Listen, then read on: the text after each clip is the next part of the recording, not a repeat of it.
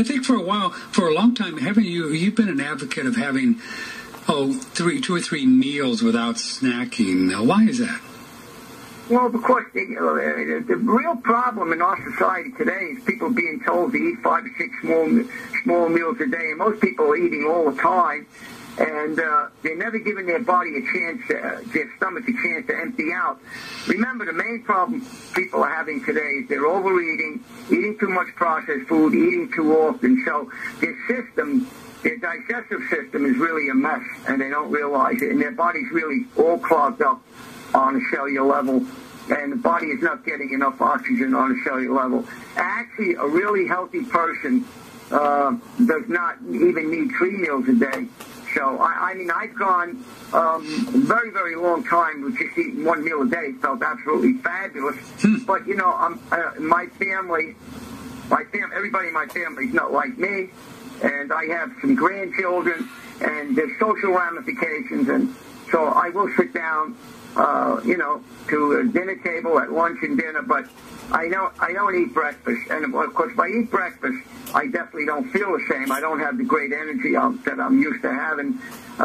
Most of the people that are being recommended are being told to eat breakfast is because they're not biologically efficient, so they have to eat a high-protein breakfast.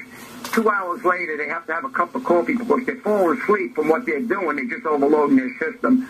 Unless there's a special condition, there are certain circumstances where people might have to eat more often, have to make different changes, but we do not need the amount of food that the average American is being told that they need.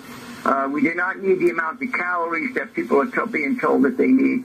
And if you're a very clean biological organism, you do not need a lot of food. In fact, you'll get to be the opposite. I really don't want to eat early in the morning. I try to hold off eating late at the day because I have great energy that way, because I'm not dividing my energy to try to keep my system clean or digest my food. Mm-hmm.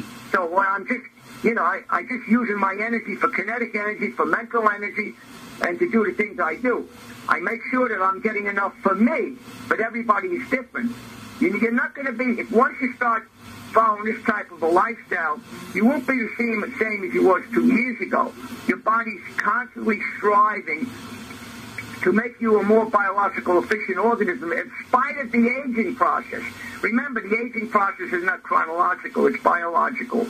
So you could have a person that's 40 years old and, have the biological age of another person that's 80, and a person that could be 80 and have the biological age of a person that's 40. It's not, you don't go by the clock. That's kind of, Yeah, it's kind of silly.